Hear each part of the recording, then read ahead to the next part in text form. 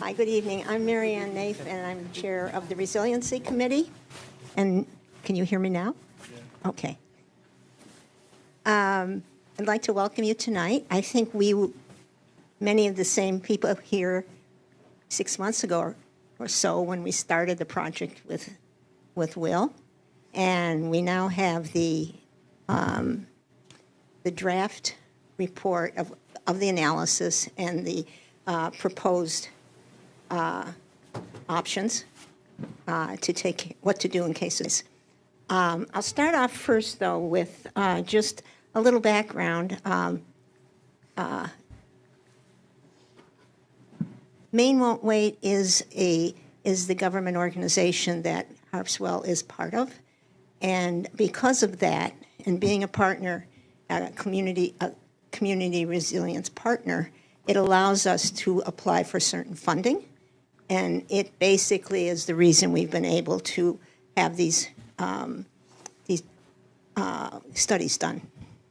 And basically, it came up, the infrastructure plan came up, they're looking for more thinking about long-term resilience in our planning and not just taking care of the emergencies that are happening. And if they are an emergency, when we go to build back, to kind of plan for the future a little bit. Of course, a lot of that is funding available. Just really quickly, in the climate update last year, after 2 years, they updated the plan to concentrate more on coastal hazards, marine ecosystems, and how that's affecting the worker waterfront communities, which is helpful to our town because we are all of those things. Well, this particular grant is through the Maine Infrastructure Adaptation Fund out of Maine DOT. And last year, the governor put more money into this particular fund to allow the type of studies that we're doing now to be included. We were able to get a $50,000 grant from them to handle this project. Well,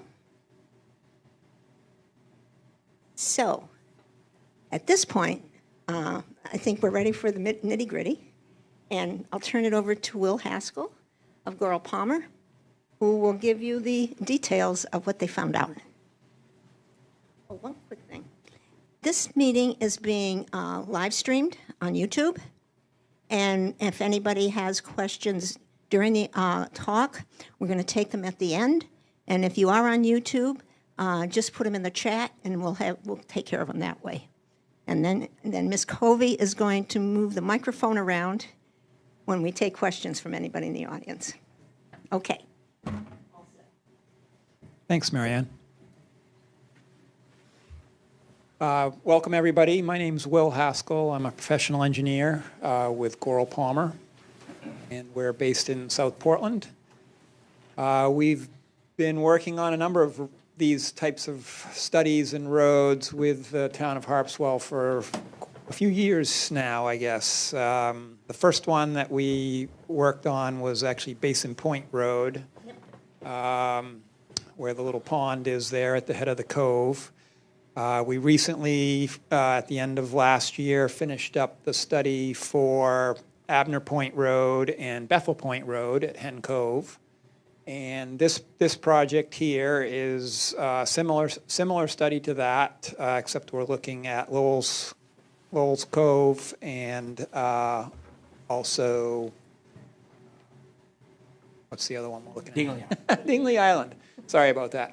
I'm just going to back up a step and just mention something else here about the Maine Infrastructure Adaptation Fund. So the grant that the town received here is actually a planning grant. This grant actually has a construction component to it as well that has a significant amount more money available. I can't remember if it's $2 million or $4 million, but if the town ever did decide to proceed with some of our recommendations for any of these roads, this grant would actually be a good option for that because it's a significant, amount more than what the planning grant is. So a good opportunity for doing future infrastructure improvements through the Maine DOT. So on these two roads, we were back before everybody, or back before the town, back in June. Our first public meeting was also kind of a kickoff meeting for the project. And so what we're looking at here is we're looking at options for dealing with both of these roads are quite low in elevation, and they flood out with sea level rise and with storm surge.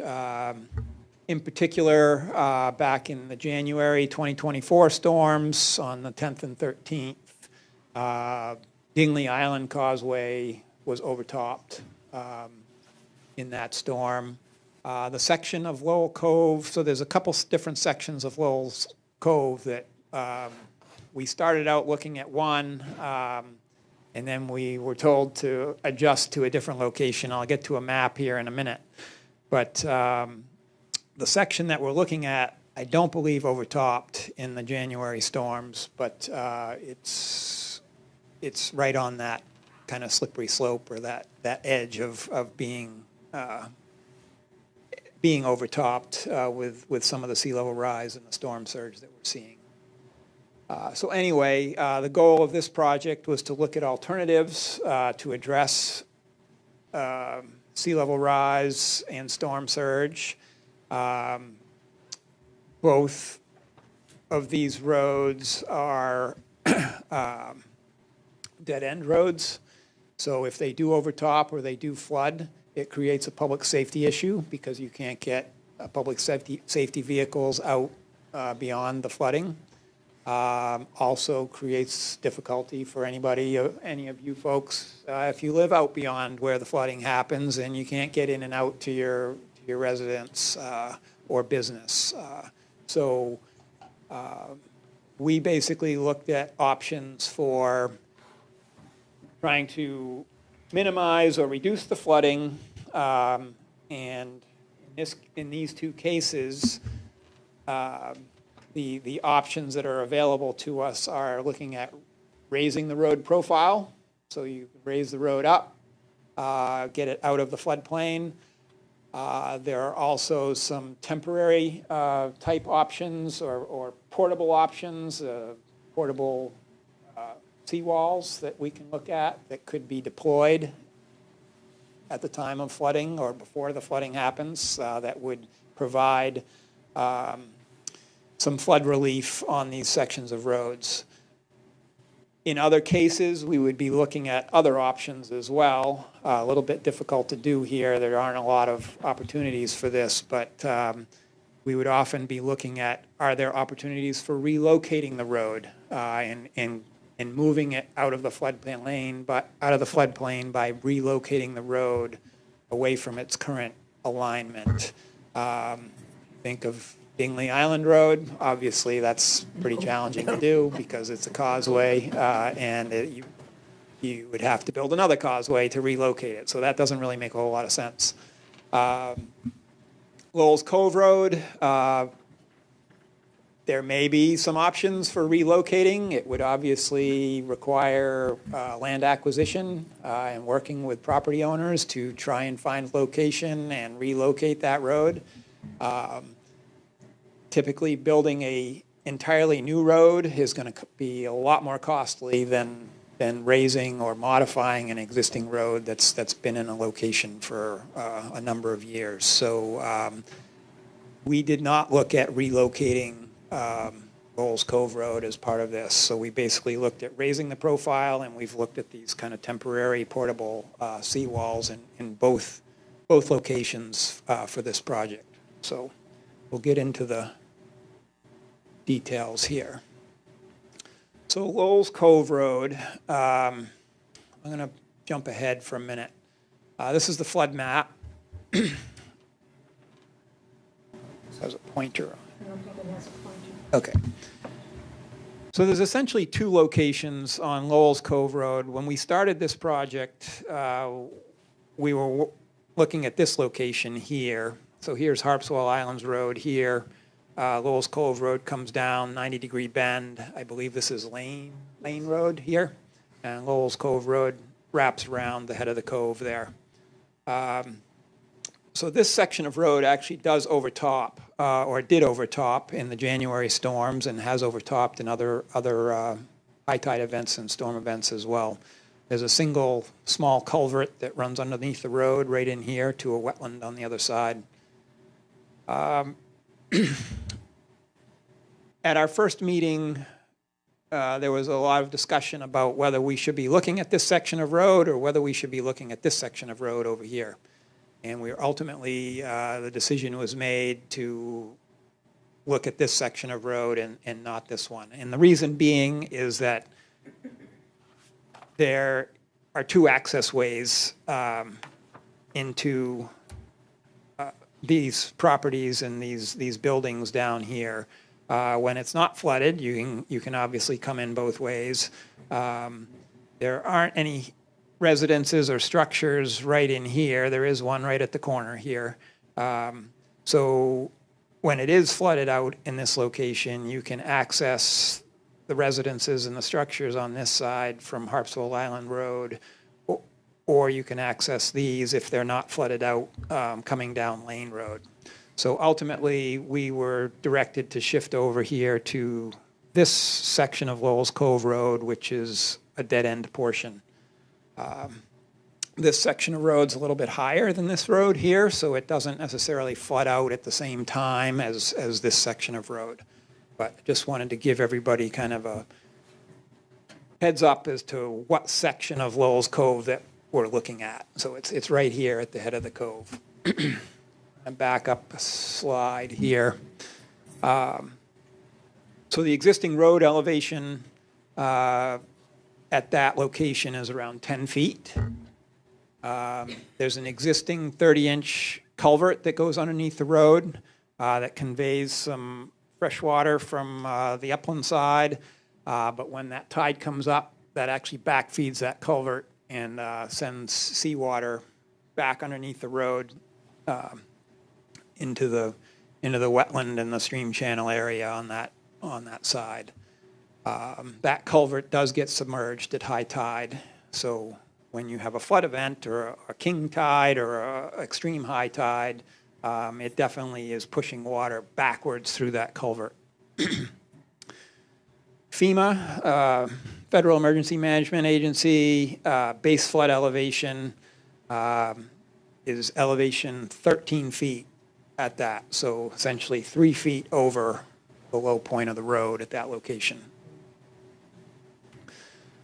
So here are the options that we looked at for this section of road. The first one, as I mentioned, is a portable flood barrier, and I'll have some pictures and show you what that looks like in a second. In addition to that barrier, though, we also are looking at installing what we call a check valve on that culvert. And basically, check valve would go on the end of the culvert, and it would prevent seawater from flowing backwards through that culvert. And that helps reduce the amount of flooding that happens on the backside of the road, if you will, by preventing that seawater from going back underneath the road and causing flooding due to that. These check valves, and there's a couple different kinds, I'll review those with you in a minute as well. And so that was the first option. The second option here is to basically raise the road up to the FEMA flood elevation of 13 feet. So basically raising it 3 feet above what it is today. So we'll review those options, and I'll provide some cost estimates as well in terms of what these options may cost. There's our flood map. You can see here, this is the flood elevation, elevation 13, and this is the approximate boundary of where that elevation 13 would flood if that were to occur. Tide gates. A couple different kinds of valves that can be used on culverts. This one here we call a tide flex valve. It's basically a rubber, I call it a duckbill.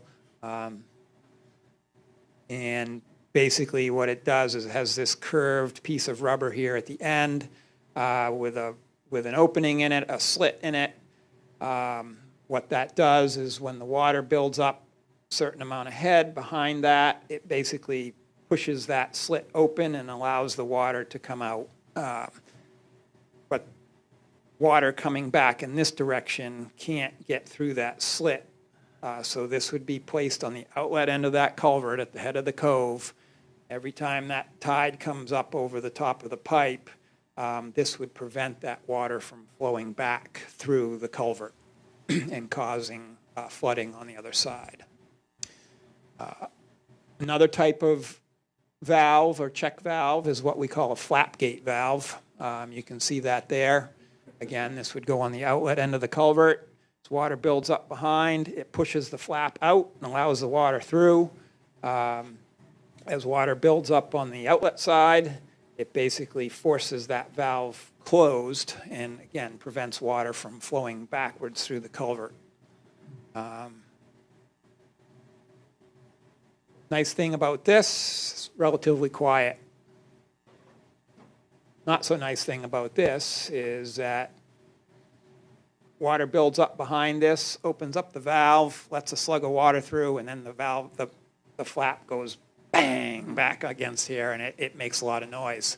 So it's not a great solution in a kind of a residential environment because it is kind of a noisy contraption.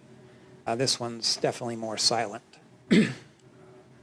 This one costs a little bit more money, but in my opinion, this is a better option for providing backflow prevention.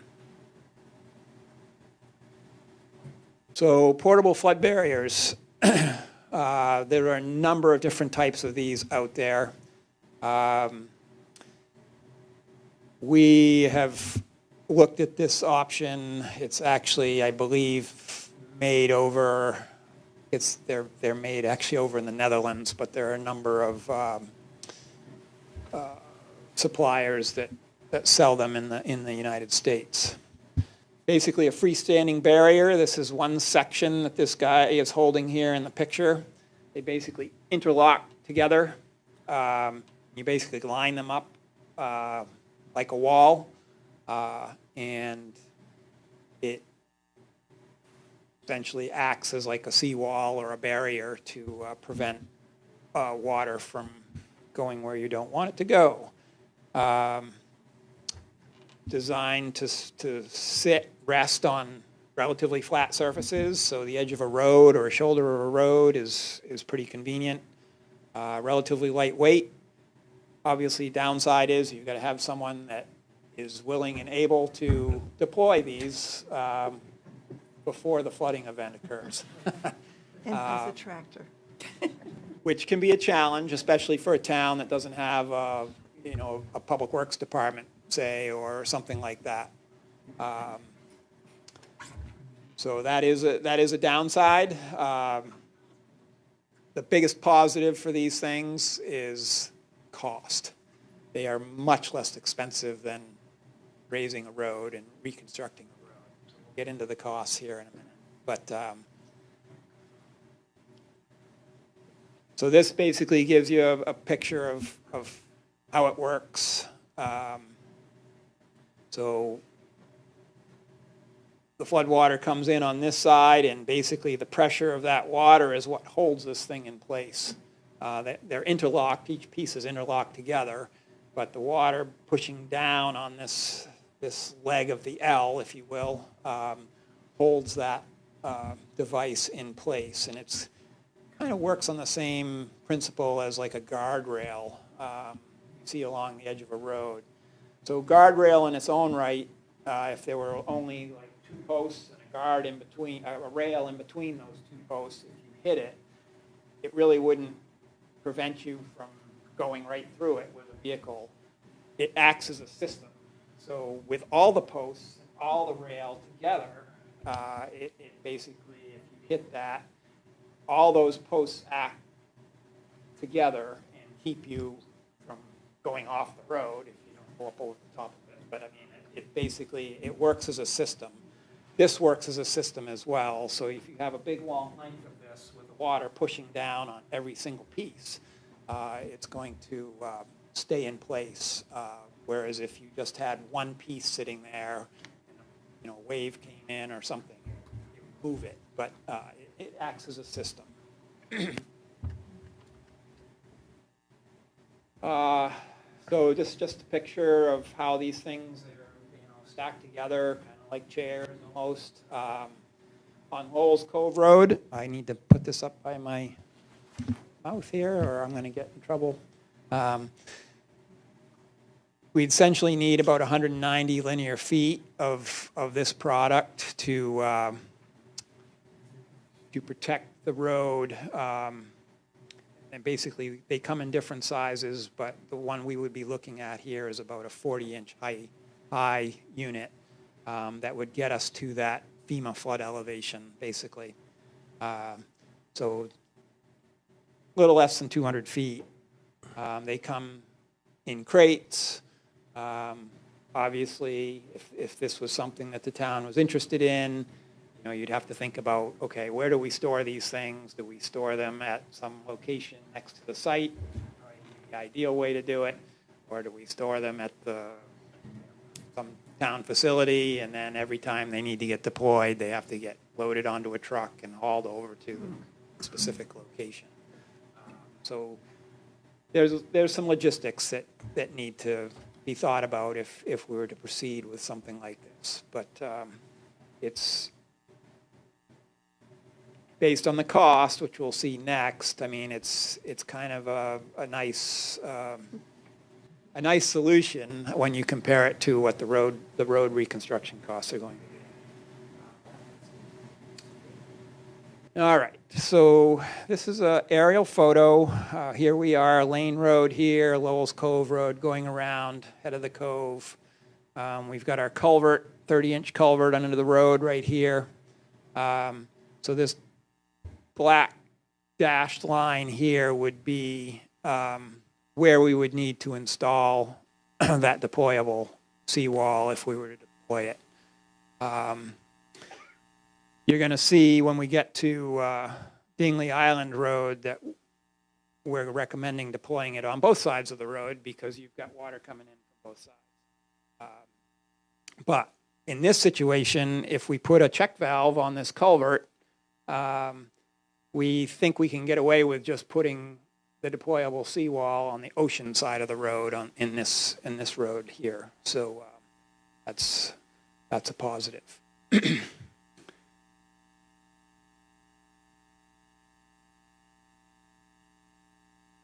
So option 2 looks at reconstructing Lowell Cove Road and raising the road profile up to the FEMA flood elevation,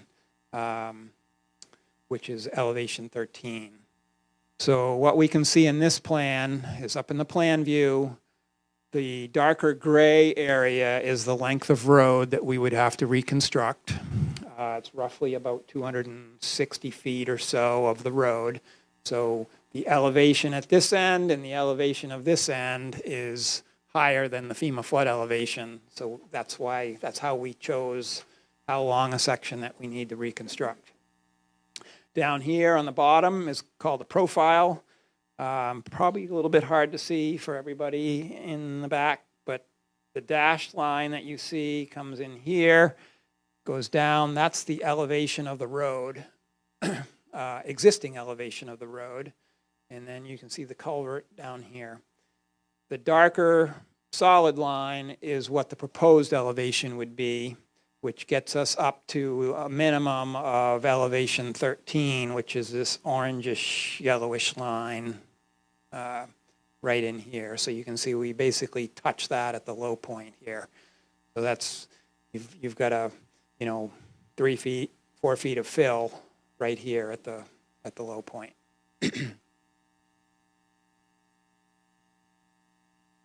All right, so we're going to get into some costs here. So option one, portable flood barrier and tide gate.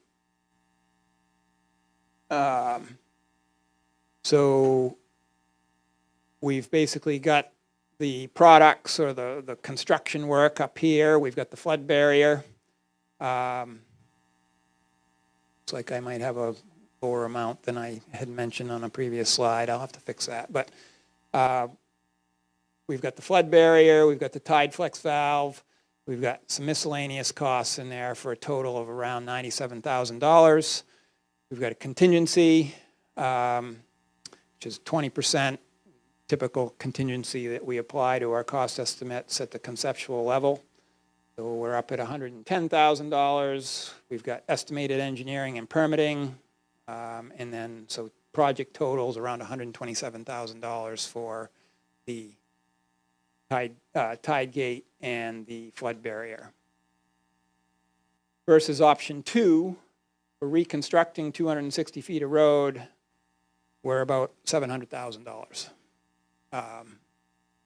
So that's why I'm presenting you with the portable flood barrier as an option, just because the cost of these projects can get pretty significant.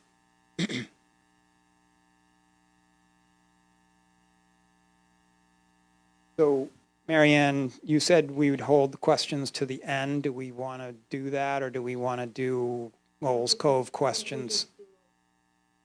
Okay, because I think I'm moving on to Dingley Island after that. So I'm going to open it up to questions for you folks on Lowell's Cove.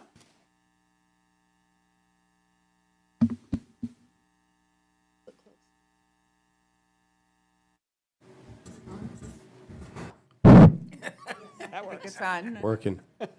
Hi, my name's Jess Sylvester. I've got a lot of experience with this area. Grew up there. My family's the owner of the property that fronts most of Lowell's Cove, or Flag Cove and Cynic Cove, which is those two bodies of water. That's what their real names are. Couple of questions. A couple of observations. The way that the overtopping of the road at the head of Flag Cove and the head of Cynic Cove typically happen is with, a continual run up of waves. Surge, yep. Exactly. I'm having a hard time seeing how those plastic barriers are going to be anchored enough so that they just don't get pushed out of the way.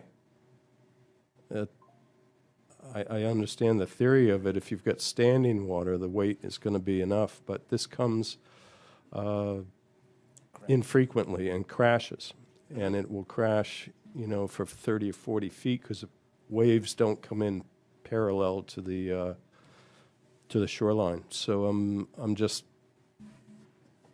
wondering if there's alternatives for anchoring those, along with whatever standing water. The water recedes each time with the succession of waves. Yep. Good observation. Good point. There are other alternatives to these. There's a number of different alternatives out there for these kind of portable barriers. This is one that we picked out. One of the reasons we picked it was because it's relatively narrow, so it doesn't take up a whole lot of space on the road. But there are some other options that are anchored differently. Most of them do require that pressure from the standing water. So you've got a very good point there. So if you don't necessarily have that standing water on there, again, it acts as a system, but with the pressure of those waves, you may be right. That may not be a great alternative. So we would have to look at some other options maybe in terms of those portable type seawalls. see if we can come up with one that would work. I do know, having met with several of the manufacturers of these, that they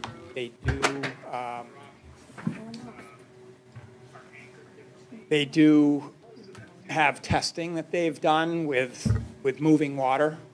Have they done it in a storm situation with, these waves breaking and cresting right over the corner of the road? That's a good question. So we would have to probably dig into that a little bit more to fully answer that.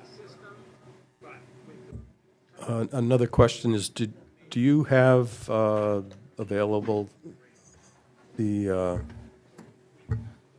height that the January 10th and 13th storms achieved, or what somebody's claiming? I'm not sure I have specific data at these locations in terms of what height that water got up to. Yeah. And I guess to throw that question back at you, I mean, I know it overtopped here. I'm assuming the waves overtopped here as well. Yeah, it didn't. It's never overtopped that whole entire area that's shaded in either area. Right. This one, the elevation of the road is quite a bit lower than this. So Yeah, this is elevation 10. This is more in the 8.5 range, I believe, somewhere in that vicinity. Yeah. Yeah. I do think a lot of the flooding that happens at this location is caused by water that's backfeeding through the culvert at that location. So it actually starts flooding out back here a lot more quickly than it before it overtops the road, I guess is what I'm saying. So Yeah. it kind of comes in from both sides, if you will. Go ahead.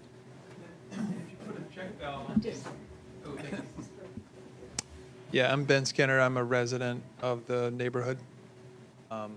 Live on Highway 24 proper. But if you put a check valve on that culvert at Sinnott's Cove or Flag Cove, what aren't we concerned about the ramifications of that, like the side effects of preventing the wetlands from doing their job? So these check valves, again, they work based on differential head. So yes, the head on the ocean side, I'll say the ocean side versus the upland side.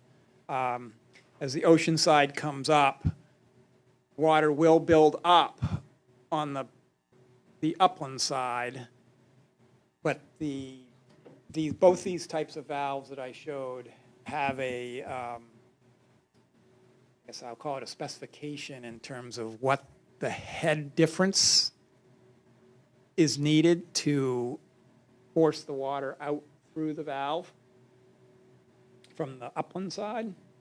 So as that tide level comes up, the upland side's going to come up till it's just over the top of that, and then it's going to start pushing that water out through the valve. So it just takes a little bit of difference to force the water out through there. So yes, you will be creating some challenges in the back, but I mean, it's not ever going to be worse than just allowing the tide water to flow back up through that culvert. You're going to get more flooding that way than you would be with the differential between the head on either side of it. I'm not explaining that very well. But I think I'm following you. I'm just concerned that we're preventing a wetland from doing its job. I mean, you're going to hold fresh water. These were rain events too, back to January. So the fresh water is going to be held where it is because the check valve's preventing seawater from coming up. I don't know. But again, that differential in head, so the fresh water is going to get up just a little bit higher than the seawater, and then it's going to force its way out through the check valve. Okay. The water can go out through the check valve, it just can't come back Yeah, through. I mean, the to check Jess valve. Sylvester's point, the waves were it looked like the opening scene of Hawaii Five-0. And so, It's but not thank going to you. prevent the waves from breaking over the top of the road. It won't prevent that. yeah, but okay. I'll stand by for Yep. further education. Yes. We have a question in the chat. Will, can you explain the meaning of the current elevation of 10 feet and the FEMA elevation of 13 feet in terms of the likelihood of storm surge washing over this section of the road?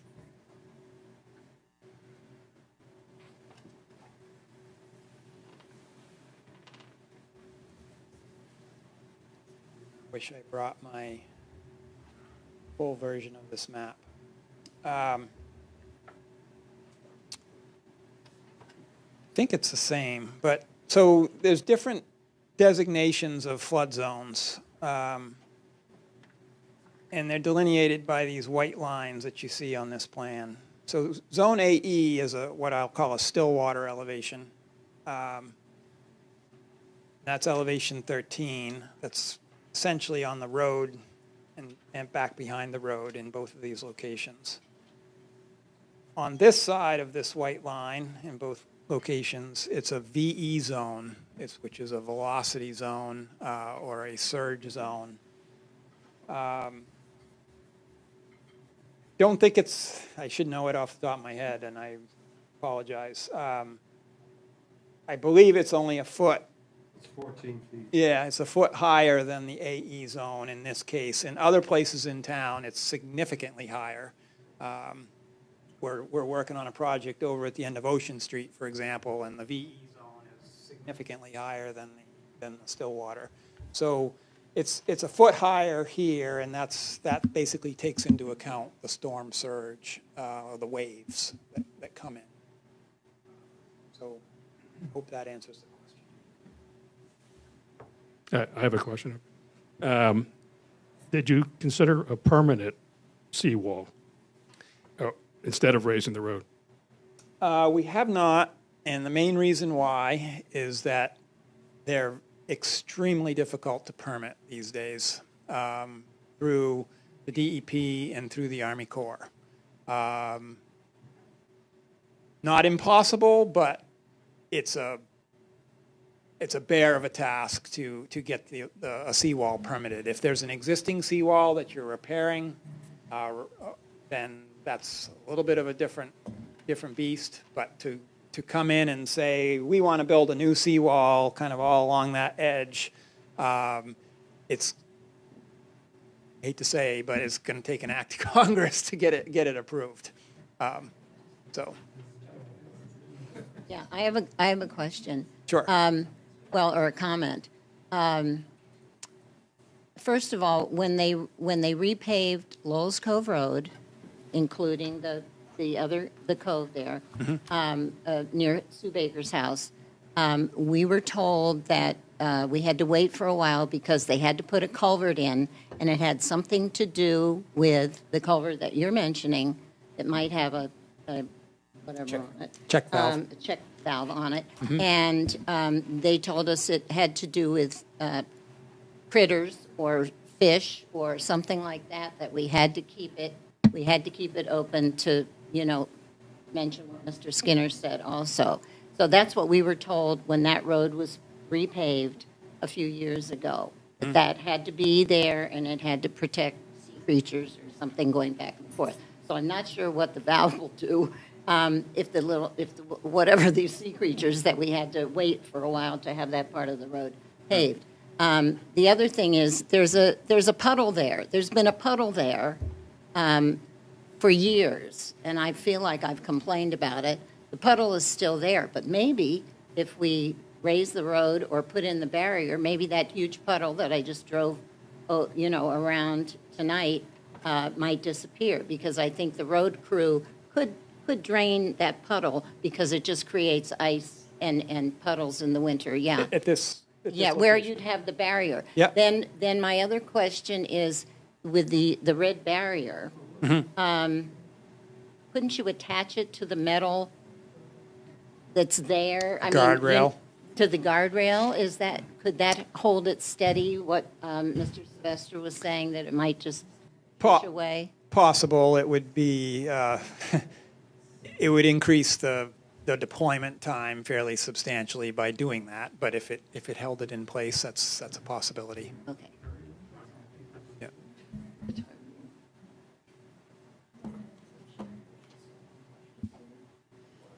Yeah, let's Just, yeah, one more anyway. quick question. On the Phil Sumner, local resident, on that diagram that you had the profile and the elevations of, Yep. could you just explain the red and black lines there? Maybe you mentioned it before, but thank you. Yeah, so the red lines are DEP kind of permitting setback lines. So whenever you impact coastal wetlands or any wetland for that matter, there are setback lines that you, so we just drew those on there they're really for permitting purposes, which we're not getting into right at the moment. But this one is a 25-foot setback off of the coastal wetland, which is the blue line that you see here. That's the highest astronomical tide line. So that's a 25-foot setback. There's a 75-foot setback is the second red line that we have there. And there's different permitting requirements for work that happens within each of those setbacks. So it's a permitting line. The black long lines that you see in here are proposed contour lines. So those relate to raising the road up. So it's just showing the impacts and how far out the grading is going to go when you raise that road up by 3 feet, 4 feet. Other lines that you see on here, approximate right-of-way is this double dash line that you see here.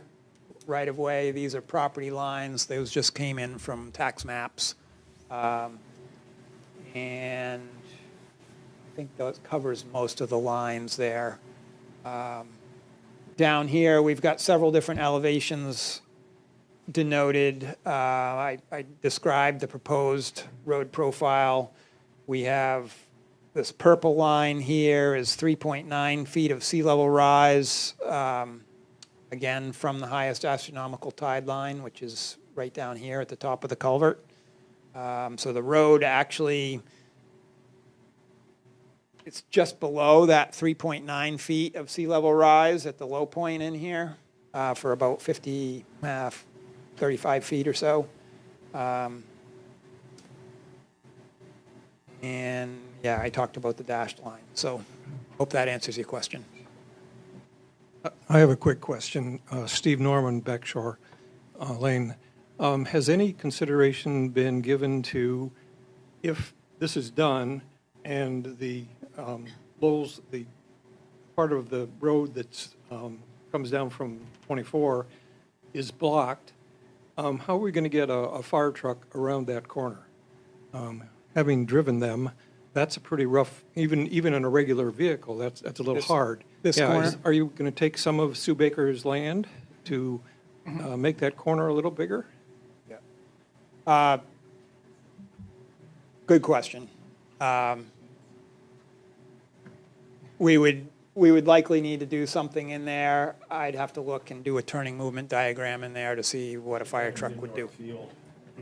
That's the way I would do it. Typically, the fire department will find a way to get through if they need to get through, one way or the other. But it's a good question. I've done it. I've driven that truck, so Yep, I know the problem. yep. All right. I was just going to suggest that we move on to the Dingley Island and then go back to take questions after. We will do that. Thank you.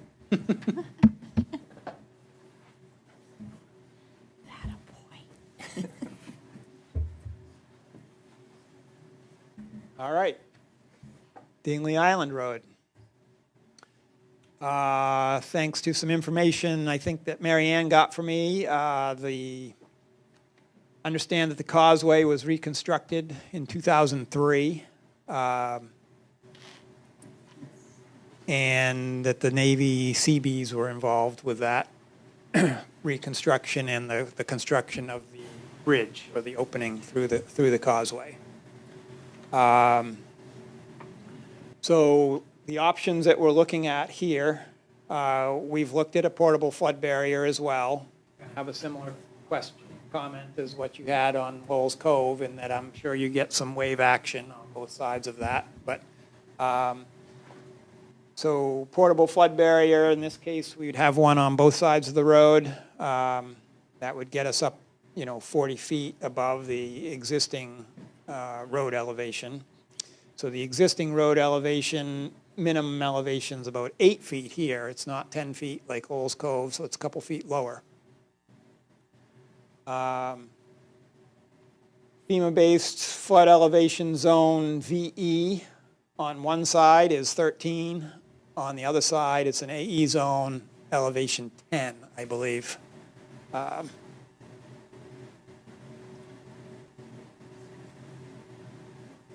We've looked at two different options for raising the road in this case. One is raising it 3.9 feet, which is an elevation that's listed in the Maine Won't Wait document. And then we've also looked at raising it to the FEMA flood elevation of elevation 13.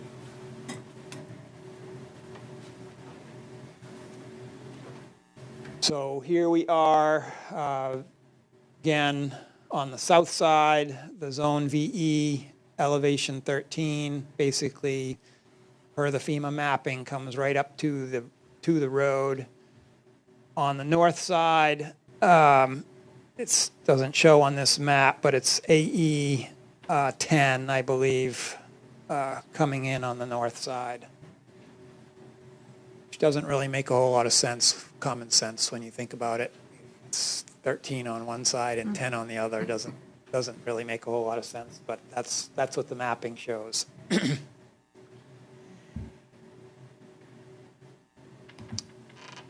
So again, similar to Lowell's Cove, this map here shows the extent of the portable flood barriers. If you were to install them or deploy them here and much longer in this case. So you've got the causeway here, but you also have some flooding or some low spot back in here that we would need to deal with as well. So they're quite a bit longer. The bridge or the opening through the causeway is basically right here in this case. Again, per your question, similar. We've got 25-foot setback, 75-foot setback, both sides. We've got right-of-way lines and contour lines as well on here.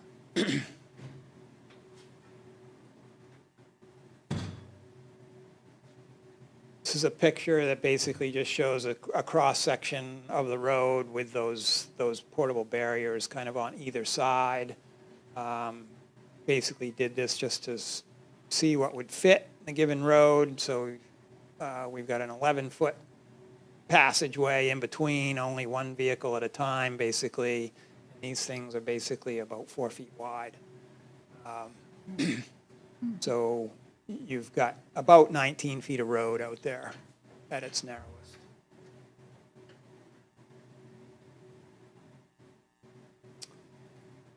So this option here raises the road up to 3.9 feet of sea level rise. So again, the dashed line is, it looks a little bit distorted here. There's some jumps in there, but it's the profile is actually distorted in that the length and the height are distorted there, but so it looks a little bit worse than it actually does out when you drive across it. But essentially, you can see the dashed line down here, and you can see the proposed road profile here is the heavier dark line. FEMA flood line is way up here in this case. So it's not going to get you out of the floodplain. And this one, again, if we go back, you can see the contour lines that we've got here. So there's a lot of fill that would go in, it's riprap, basically, to raise that up. It's even more in this case where we're raising the road profile up to the FEMA flood elevation of 13. So there's a fair amount of impact here that would require permitting. All of these options would require permitting through the DEP and through the U.S. Army Corps of Engineers. And the permitting for any of these options is going to be a lengthy process if the town decided to pursue any of them.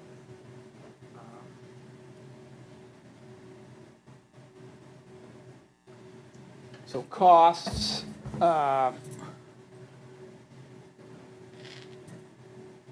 This is the portable flood barrier up to 3.9. Again, relatively minimal cost, $120,000. We've got portable flood barrier up to the FEMA, more, 60. Then we start getting into the road here. So raising the road to 3.9 feet of sea level rise, you're looking at almost $2 million. $2 million. There's some significant costs associated with raising the overhead utilities here too. About that, because to maintain separation of the utility cables, so you've got to raise those up as well, or you need to put them underground, which would even cost more money. And then the option to raise the FEMA up to the FEMA flood elevation is not quite another $1 million, but $2.7, $2.8 million to get that up to that elevation.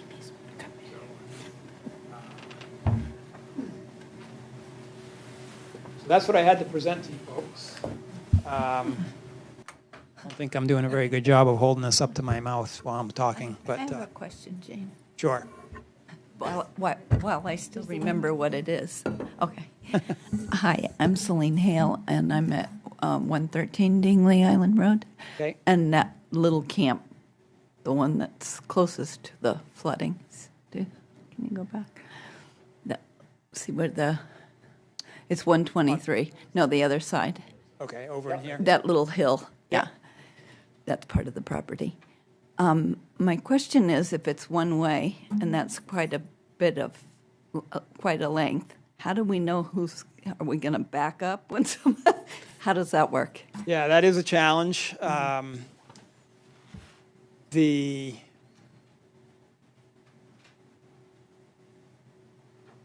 If it was just in here, it would be a lot easier. Right, you but can with see it coming around the corner, visually, it's a valid point. The whole intent and the reason why I'm presenting the portable flood barrier is that, to me, it's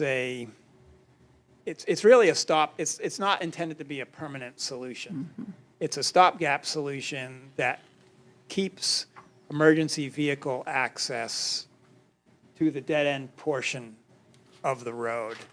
And it's not intended to be, everybody business as usual. So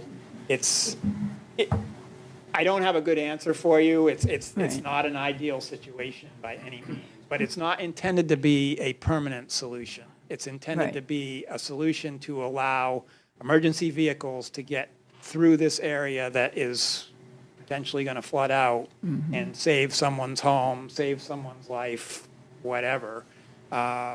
It's not intended to be the only solution. And it's a solution that's at what I would say a relatively reasonable cost when you consider the other alternative of fixing it permanently. I'm not saying you shouldn't fix it permanently, But there are challenges with coming up with the funding, Right. challenges with permitting, all of that stuff that goes along with that. These are big projects for towns like Harpswell or any town to take on. They're big infrastructure projects. So not a great answer for you, but it's really intended to be a kind of a stopgap. Do they have to be red?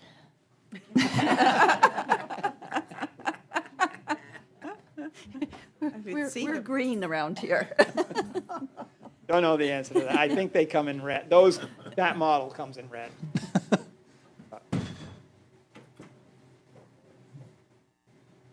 Hi, I'm Tracy Sumner. I'm also on Lowell's Cove over on the other side. But the question I have pertains to both of these, to the temporary barriers, and that is, would they be deployed immediately before a surge and left up for a day or two, or would they be deployed in October and left up until March?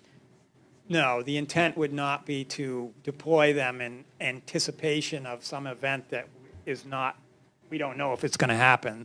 The intent would be, there's a weather forecast that's predicting an event, to deploy them as close to that event as you can, but we're also realizing that you've got to have the people power to put them out there and deploy these things, and potentially at multiple locations. So we presented this as an option on Abner Point Road as well. If you don't have enough people to actually deploy it, it takes a lot of manpower to put those out there. Yeah, especially 12 crates. What's that? Especially 12 crates. Oh, just how much manpower? How long would it take to set these up? So for And this, how many men? For or this women? length, based on, again, what the manufacturers are telling us, it would take a team of 2 to 3 people a couple hours to put them out. Really?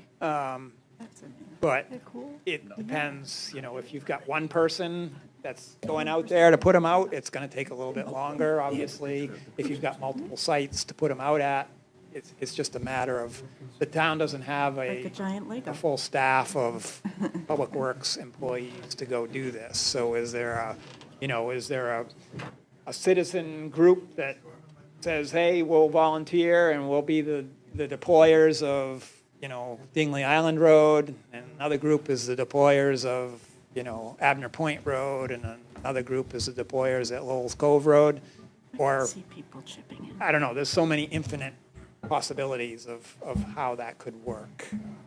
It's, again, is it a perfect ideal solution?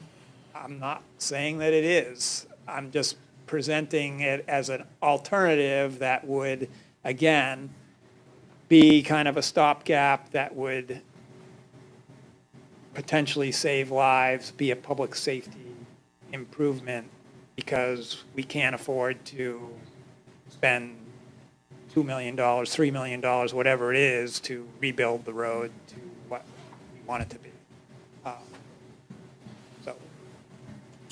Hi, Agnes Torshire. I live around the corner of Spruce Cove. I'm just curious, there were 12 crates estimated for this and 2 for the other location.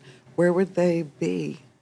And when we're talking a couple of guys, a couple of hours, you're hauling 12 crates from some location. Very good question. Do you build does the town acquire a piece of property here to build a storage shed in to hold Don't look at me. hold these things? I mean, it's just the logistics Or of. it's a logistic issue.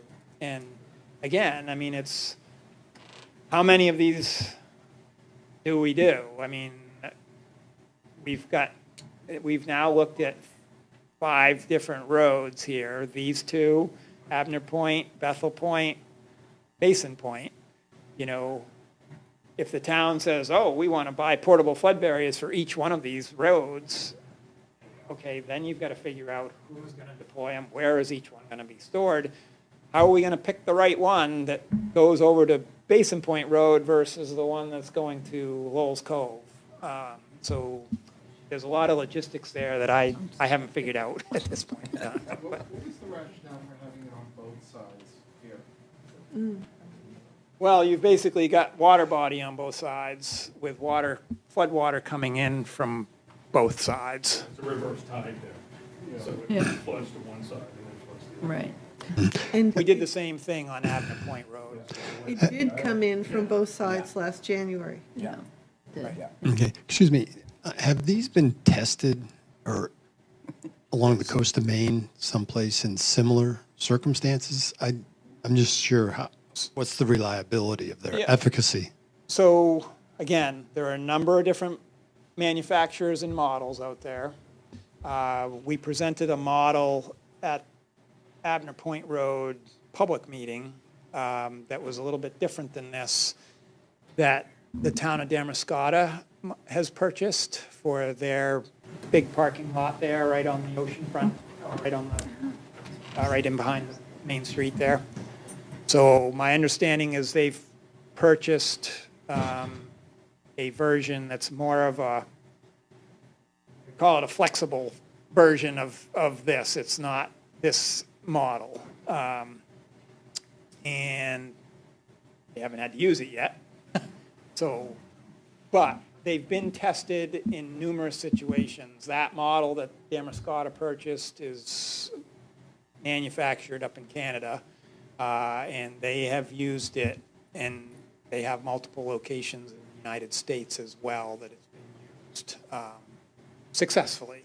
A lot of people use them just to protect their homes, so they'll actually buy these things and just basically wrap them around their home and keep flood water from coming into their basement or their first floor.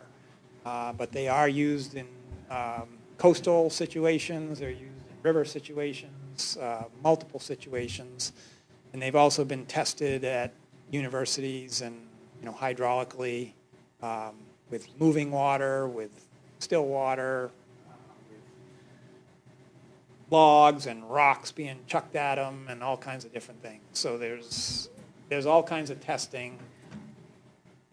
That, again, there's websites for most of these products. I think this presentation has been posted to the town's website. If you want to look at the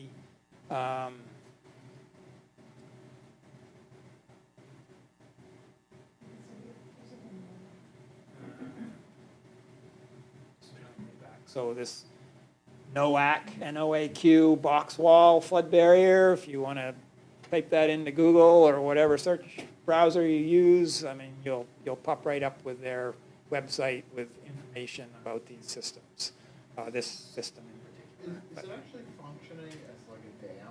Yeah. So sorry, for the people at home. So if you could just go back to the Dingley Island Road, maybe this is a very silly question.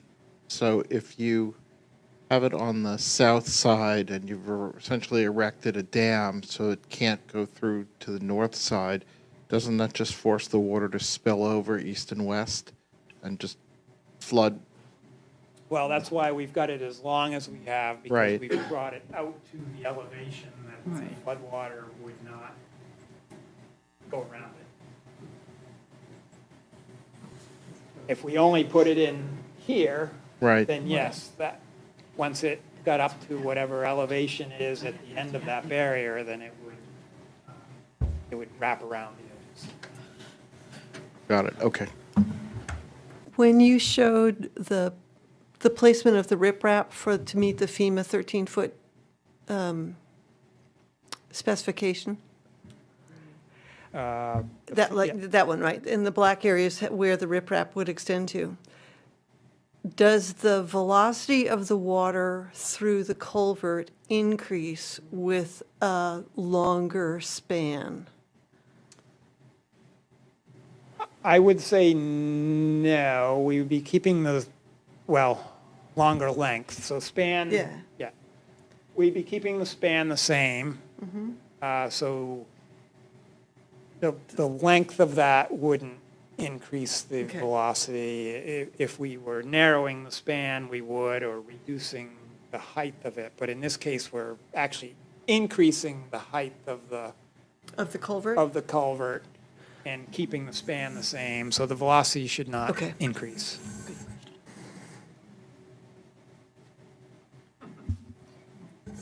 Okay, before we wind up, we have one more question from the chat, and it goes back to the earlier question regarding the elevations.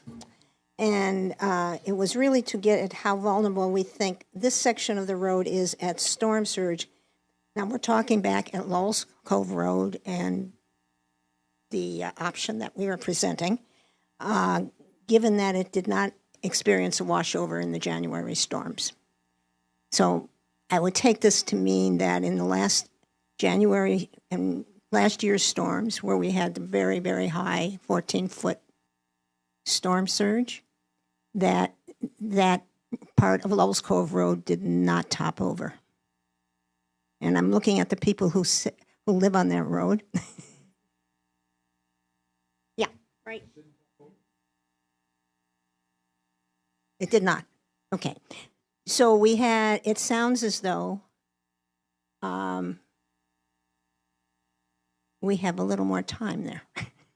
Well, and as I said, the elevation of this section of Lowell's Cove Road is actually high. It's out of all the roads that we've looked at, the existing elevation of the road, the low point of the road here is actually higher than all of the other roads that we've looked at to date. So elevation 10, we're typically at elevation 8 to 8.5, maybe 9 on the other roads that we've looked at, whether it's Bethel Point Road, Abner Point Road, Dingley Island Road, and I don't remember Basin Point exactly, but that's pretty low too. So. Marion, when Amber and I saw you, thank you. Ben Skinner again. Marion and my wife Amber and I chatted with Marion as the storm was just receding, and there were about 12 or 13 inches of water that I remember at the road by Flag Cove, the one to the west. And, That's much lower. And right, just for the record. Yeah. And then the waves were crashing over in addition.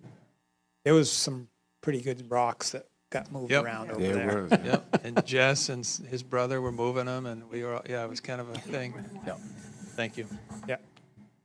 And again, I think that elevation of the existing road there is more in that 8 range. That's what we remember from last. Plus or minus. I was just going to say thank you for presenting the options of a couple of different solutions. Thank you. That was good. Thank you. I think we've answered most of the questions. I just want to go back a little bit and kind of do an overview to be thinking. These are planning situations, and we're planning for the future. The idea of having this information is for the town to be able to plan as we start to have more and more storms, and this happens more frequently. The town needs to be in a position to figure out, we have like 5 town roads that get affected. And the town has to be able to think about how they're going to react to this in the future and how to plan financially for that. So, but the other great thing is, I think, is you have brought up some less expansive options that we can start to employ or deploy if this becomes more frequent, and you've got 4 or 5 roads that are flooding over very frequently for a short period of time. The other thing, these are normally storm surge, so you might be flooded for an hour or 2, and then they drain back out. It's not where other areas you flood and you've got it there for days. So those are all things to think about, I think, as we talk more about it. Also,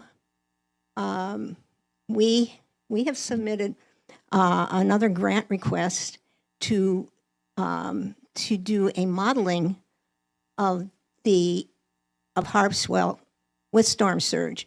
Something to understand about the flood elevations from FEMA. They're based on history, but so it's basically looking at, and correct me if I'm wrong, because was looking at what had happened before and how has happened. We're finding that we're getting more flooding in areas that it hadn't happened before more frequently. We'd like to know in town, we'd like to model the town to give people an idea on all roads and all parts of town how they can plan better. We don't know if we'll get the grant or not. We'll find out in a few months. But again, these are all an attempt to put the town and the townspeople in a better position as we have more and more storms and think about ways how we're going to be able to pay for it, basically. So thank you for being interested. And if you have any further questions, always glad to take them. You can just email conservation at Harpswell Town on the Harpswell website. I can never remember it. It's a tough one. Conservation. Harpswell Town no, it's okay. One other quick thing that I'll add on the check valves.